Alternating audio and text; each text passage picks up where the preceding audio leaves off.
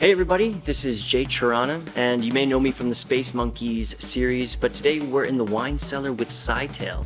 They brought us over to Lugano with an amazing group of people. We all heard about the Mythical partnership recently, so we have the CEO of Mythical, John Linden, here. We're also joined by Omar Elassar. He's the head of ecosystem growth and business development with Parity. And you may recognize Angie, Dalton, the CEO and founder of Signum Growth, from our interview with Josh over on the Space Monkeys. Really lucky to have all three of you here today. So welcome to the cellar. Yeah, thanks for having us. Great to be here. I thought we'd start off by maybe telling a story about how the three of you met. I don't know if it all happened at the same time. Yeah, I'll jump in real quick because a big media company, when we were starting Signum Growth, a big media company in LA had asked me to find the opportunity in blockchain meets video games. Okay. And I did a deep dive over several weeks or several months, sorry. And I came back and said, great news, there's nothing to invest in because none of this is going to work in this form. Ethereum and Bitcoin were really the only chains at the time, and they could have never supported AAA games, mass market opportunities. Right. So what happened was January of 2019, first week of the year, I met John at a demo day and chased him out of the room and thought, okay, this guy who understands AAA games and also understands the promise of Web3, gets it, and is many years ahead of his time. Yeah. And at the same time, I had met one of the founders of Polkadot and thought the same. So. Okay, nice. And John, did you hear about Polkadot at that time or not yet? I hadn't known about it. To be super honest, we didn't actually. I think we've been talking for a long time with Polkadot, and I think for us, we had actually just committed to. We had actually had a couple of weird experiences. We started in 2018, and we originally started with EOSIO back in the day, and kind of got. It was a very interesting experience to where that group kind of magically disappeared shortly after we did our deal. Yeah. And I think the challenge for us was we were a little gun shy. And so we actually were like, we need to get away from this. The reason we chose the SIO though was back in 2018, we were really thinking about proof of stake over proof of work, right? And I think we were just, the idea was we're not trying to sell $200,000 art PFPs. We were selling $20, $30 game assets. And the idea of paying $60 gas fees to list a $20 item didn't play off so well. Yeah. So we kept that chain kind of live. We were looking for what was next. And we decided at the time just to go pure EVM. Like, let's go pure EVM. That'll be easier. But we've been talking to Polkadot, and we talked for quite a while. And honestly, it's been kind of a growing love for the Polkadot ecosystem, to be real honest. It wasn't, we didn't all meet exactly the same time. Yeah. Okay, so 2018, you're dabbling. 2019, you guys meet. Omar, when did you join the picture here? Yeah, so I joined Parity a little over a year ago. I quickly got up to speed on, yes, gaming is a huge opportunity. We did that assessment, so tick box there. And then when we look closer at the Mythical deal, it was very clear that this was a great opportunity for Polkadot to enter both the gaming space, but also the AAA space. This is some of the most exciting news we've had in Polkadot in a long time. So, John, can you just give us a quick rundown of the games you've been involved in Sure. in the past? Yeah. Yeah, we've so I was originally a studio head at Activision. So we were a Call of Duty studio. So we were there was actually 5 Call of Duty studios total. So I ran one of the 5. Oh. So there are 5. That's a lot of people don't know that. I think there's actually 9 Call of Duty studios today. Crazy. It's kind of crazy. Yeah. A lot of the old studios that were Destiny, like focused on Destiny or Skylanders, or everybody's Call of Duty now. Apparently there. But at the time there was 5 of 9 were Call of Duty studios. I ran one of those. Worked on 4 Call of Duties, so we helped make various aspects of 4 different Call of Duties. Mostly multiplayer side was where we were really focused. A little less in the campaign and or zombies. So we did 4 there, and then we actually transitioned over to a franchise called Skylanders. So we just had Hearthstone to come out. We were wanting to build up mobile pretty heavily. We saw this tremendous success of kind of Hearthstone taking on kind of the incumbent Magic the Gathering, just fast-paced, new TCG game. And we had an idea. AR was coming out at the time. I was super fascinated about physical to digital type things. And we had this franchise called Skylanders that we were doing physical retail toys, right? So you bought a $20 character at Target or Walmart or Toys R Us, and you could put it in the game, and it became a digital character when you put it in the portal. Sure. So we decided to do, hey, could we do that same thing and take on Pokemon and build out a TCG? So that was kind of the next franchise we worked on there. We got that game out. That was, it was a lot of fun to do that. We literally had this amazing cool tech to go from retail to digital. And then shortly after that, or actually during the build of that game, Activision ended up acquiring King. So basically, mobile strategy at Activision suddenly was like, we love your ideas, we love these games, but we just have $2 billion a year now coming from Candy Crush, so our mobile strategy is Candy Crush. So at that point, we're like, okay, time to move on. So had a mobile game studio. We did some really fun games. Our big game there was Marvel Strike Force, which was top 25 game for like 4 years, which was really great. So it was the first game we made at Seismic. We did a Magic the Gathering game there as well. We built a lot of experimental stuff too. So we built the Millennium Falcon ride for Disneyland. So if you've ever been to Disneyland or Disney World, the Millennium Falcon, we built that with Epic, which was really fun. And John had me at Millennium Falcon. yeah, I mean, when Disney calls and says, "Do you want to build a Millennium Falcon?" you just say yes. You're like, yes, we'll build a Millennium Falcon. And so that was great. So got to do some location stuff. We built a Jeopardy voice recognition game, so you could play with like an Apple TV, and you could play against the contestants in the show. Whoa. And we won an Emmy for that, which was really cool. And then we built, we got into VR a little bit. We did original Blade Runner game with Ridley Scott, which was very cool to get to write a story with Ridley Scott. So we wrote a brand new Blade Runner story to get into VR. Unfortunately, Alcon, that owns Blade Runner, they sold it to Google, exclusive to Google. So I was like, this is going to be the greatest game I ever make. It's played by 5,000 people. And that's what happened. So yeah, those are a lot of the games. We've just been really blessed to work on so many amazing IPs. And it's really helped us throughout our careers. You kind of become a trusted resource for these major brands, and they keep coming back, which is cool. So those are the kind of titles I'd worked on. And then we sold that company to Niantic in 2018. Okay. And ended up, I had the vision of Mythical, and I was like, hey, I'm not going to go with the deal, and started Mythical. So now we have some new games in Mythical now. Fantastic. Amazing IP, you're right, but also some cutting edge integrations between the real world and... It's definitely a passion of mine. It's definitely pushing, maybe I have some ADHD or something, but I don't like building the same game twice. So Absolutely. So it really kind of, how do we push forward consumer tech is definitely a passion. And that's really kind of what led to the whole blockchain area, frankly, is like, thinking about what comes next, thinking about how we can shift to kind of a new consumer experience. So.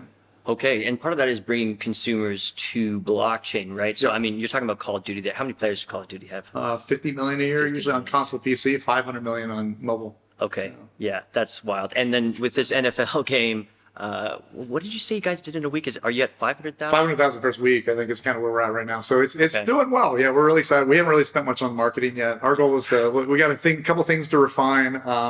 We're hearing, if anybody sees this, we're hearing defense strategy loud and clear from the consumer audience. So we're going to definitely work and try to get that in there. But there's a few things we want to get up there, and then we're going to hit it really, really hard in the fall with NFL kickoff. So the offense itself is super addictive. So I played 3 playoffs in 3 days. Oh yeah. Okay. I actually had to take it off my phone because I did have some work to do. I still have the Mythical account and everything, so I think I can go back. Right? You can go back anytime. It's all there. It's all in your wallet. So my dad actually just hit me up this morning saying, he's like, I finished my 8th Super Bowl, and I'm like, are you kidding me? No way. Like, what have you done the last week? He's finished 8 Super Bowls in the game already. I'm like, the gameplay's fantastic. Yeah, really thank you. Yeah. This is a new type of blockchain user. Angie, what are these gamer users going to be like compared to kind of the normal blockchain users that we're used to? Very different. Gaming and crypto are kind of like apples and popcorn. Sure. So they're, and I think crypto is a new game genre. It's a trading and speculation game genre. It's fun and its own right, but it's really not related to the behavior that we've always seen in gaming. Yeah. Gamers are collectors. They've been buying and selling trading digital assets for decades, but in a different way than we've seen people speculate and trade in crypto. So I'm really excited about this idea of play and own, and what Mythical's doing in terms of tapping into the behavior that we've always seen in gamers. So not trying to kind of challenge that, but just merge onto that highway of billions of people. Absolutely. And you've talked before, I think on our last interview together, you spoke about how people kind of identify with the things they own, right? So we're going to have these new kind of identities coming in. It's not what DeFi platforms you've used or whatever, but it's the in-game assets you own, right? Yeah, I mean, I kind of came for social capital and identity. I think you and I were talking about the fact that I was walking down, I can't remember, Fifth Avenue or Madison Avenue, and I saw a billboard for it with a Topshop ad, and she was wearing an outfit that was similar to the most popular skin in Fortnite, and for girls. And I was thinking to myself, this is really just social capital and identity. And the more time we spend in these spaces and the more we take part in creating that social capital and identity, the more we will want property rights around it, because it will become increasingly important to who we are and, and our belongings and how we express ourselves. So that's where I think blockchain solves that problem. So the words might change. I think we talked about before the words NFT and all these words. I mean, you won't hear anybody at Mythical talking about these. The words are going to be different potentially, but it's all about social capital, identity, and property rights. Fantastic. Well, John, let's dive in a little bit into the tech here, because you guys have a really interesting experience. Here I am building an NFL team, right? I'm accumulating assets, and they're being stored on a custodied kind of hidden wallet. Yeah. I'd say there's two main systems we kind of built, and we spent years now with Epic, with Apple and Google now, and we're very fortunate that we're even in on we're helping write policy now with them and stuff like that too, which is great. Right. And so we have some nice inside scoop there a little bit on some of that. But what we found that really the problems, right? They're very concerned about consumer safety, right? Trust and safety is huge for them. So frankly, they're terrified of things like private keys and seed phrases, because there's 4 billion gamers and they lose their password every single day. It's an amazing skill set of gamers is to lose their password. And the idea of losing your password and suddenly losing Super Mario or losing Zelda is terrifying. Sure. So we heard that loud and clear. Also, the concept, they have certain rules, right? If you take money from a consumer, you have to guarantee delivery of that asset. If you don't, they won't let you in the store. If you don't have ways to guarantee delivery, you won't make it in the App Store. And so we really kind of spent some time, and we built some really interesting tech around that. So one, it is a custodial account tied to really any of us. So we can tie it to a PlayStation ID or a Epic ID or an Apple ID or whatever, or Mythical ID. But when you do that, basically, we even have a layer before that. So you can actually come in, and as soon as we have any type of unique identifier, we can create an account. And at that point, we are accumulating. You can't sell yet. You haven't KYC. You can't get it out of the ecosystem, but you can use it in the local ecosystem, right? Yeah. So immediately you're onboarded. If you link a Mythical account, it'll basically merge those wallets together. So now you have a real account. You can bridge in and out, and eventually we'll hand you those keys, right? If you want those keys, you have those keys to that account, right? So that's the way we view that evolution. The other one is we built this reservation system to where, think of it as like when you go to Ticketmaster and you say, hey, I'm going to buy this ticket, and it says you have 4 minutes and ticks down to buy this item. It's that equivalent on blockchain, to where we basically can put a hold on one of the assets. Okay. When the transaction starts, if there's any signal that it's canceled, we'll release it back to the chain. So what that allows us to do is, let's say you have 10 million people coming into a sale, right? Yeah. You push notify somebody on a sale. It's one of the beautiful things in mobile. You'll get tons of activity like within seconds. So when you push, let's say you have 10 million people coming in and you only have 50 items, right? Well, somebody could easily snipe with a mainnet right now experience. You could snipe all 50 of those very quickly, right?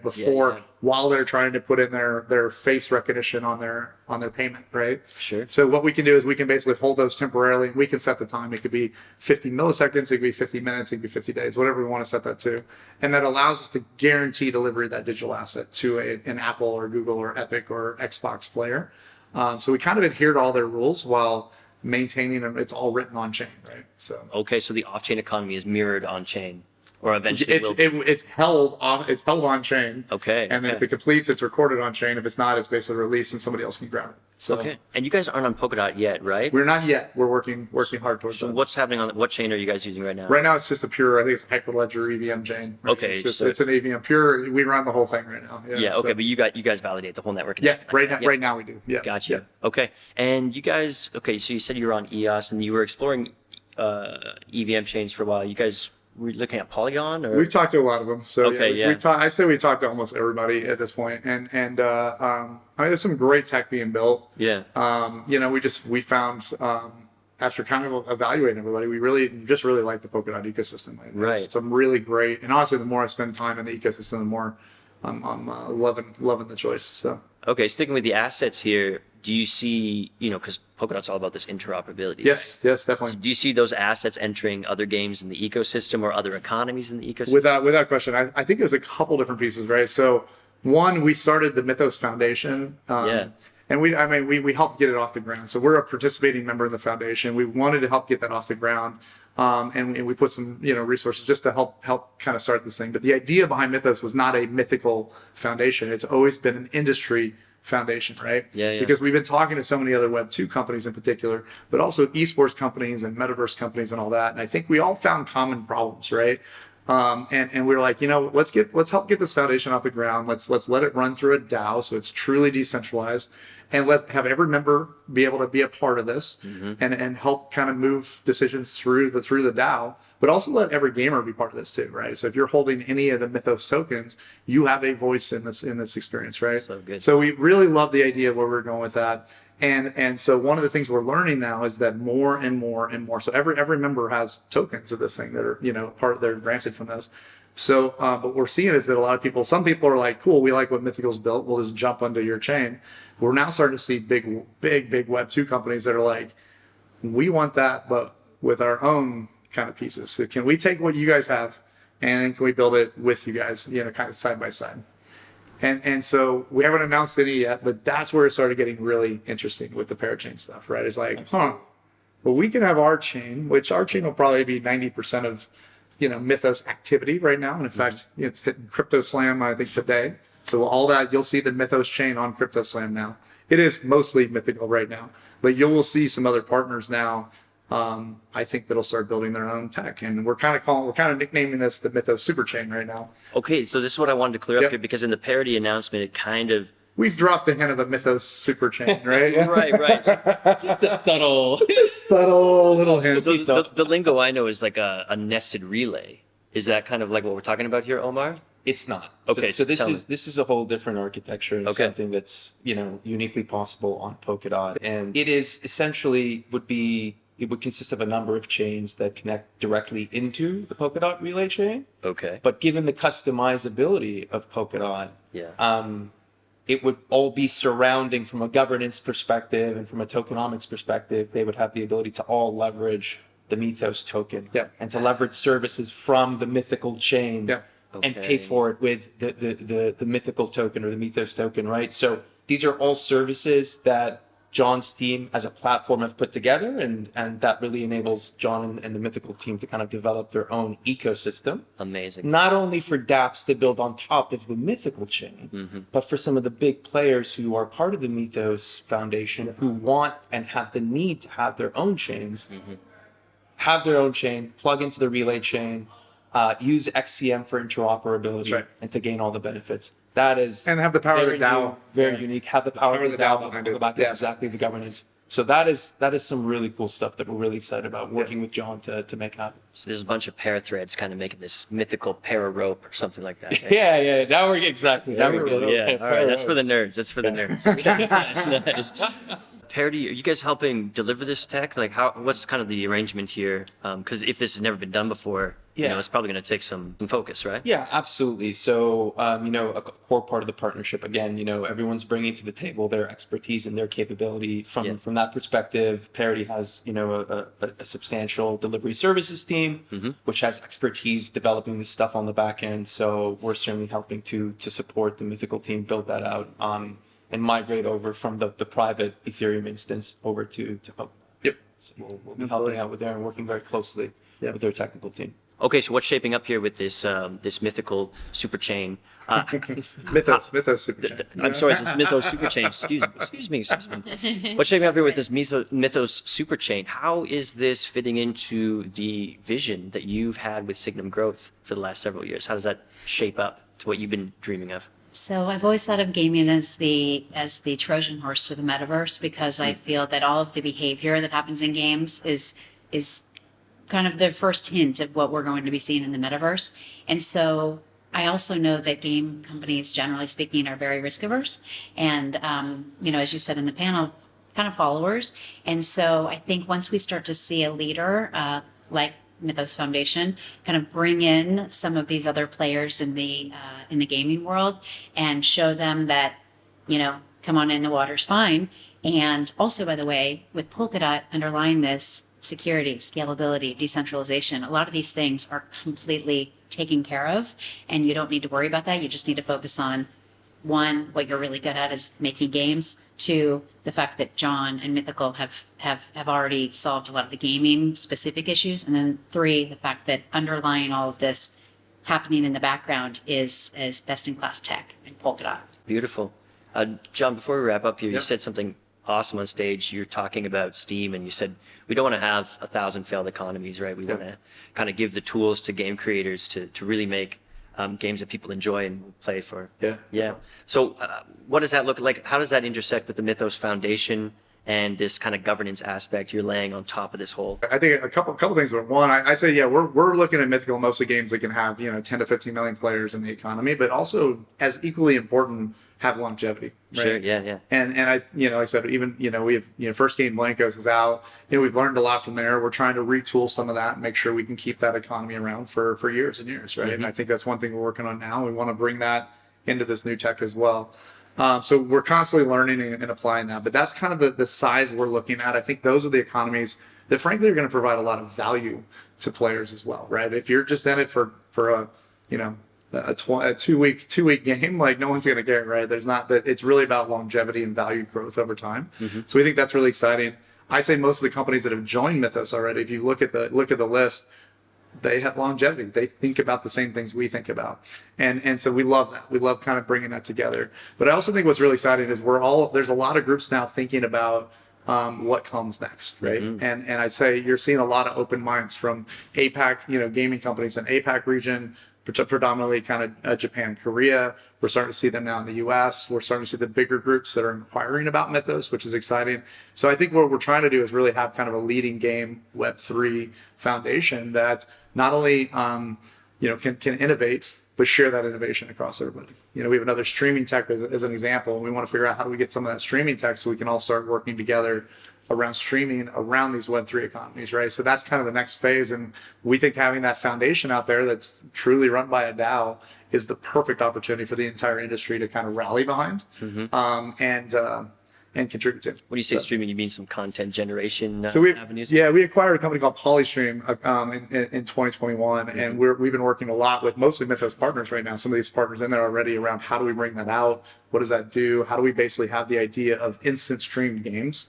And to me, that's just kind of the next evolution. We've been kind of, in fact, I kind of was trying to nickname it a little bit yesterday. We're kind of moving from Web3 to Web3D, and basically how do we start having, interoperability and portability through interconnected game worlds over time. So we're definitely thinking about that well, and having that foundation and having the Polkadot ecosystem behind this, we're just really excited. I think we're getting all the tools in place on top of this DAO structure that we can really, really innovate over the next few years. So here you go, innovating again. Do you think a lot of these legacy game makers are watching you? Oh yeah, definitely. We talked to a lot of them. So we've had some really great compliments. We had a CEO of a major kind of Japanese company that I met with a couple of weeks ago, and he literally said, "We're rooting for you guys because we need this innovation happening, and we all want to see it work." So it's really interesting. We're getting welcomed in by pretty much every game company in the world right now. I can't think of any that are like anti this new economy. They just want to see it develop. Fantastic. Okay, we're very glad to have you here in Polkadot. Hey, what's this third game? You guys are third game, Nitro Nation. So Nitro Nation World Tour. So this is an existing game. From a great developer called CM Games. They had the number 3 racing title a couple of years ago. They had nearly 80 million players in that game. We've been working on a sequel title called Nitro Nation World Tour. Actually soft launching now and hopefully launching later this summer. Beautiful, beautiful mobile racing game. Okay, well, I can't wait to get it on my phone, and I'm sure it's going to get killed. We'll get it over to you. Fantastic. Thanks very much. John, Omar, Angie, what a mythical interview we just had here. Thanks very much for being on the show, and all the best with this rollout going forward. Can't wait to see what happens. Thank you, Joe. Thank you, guys. Thanks.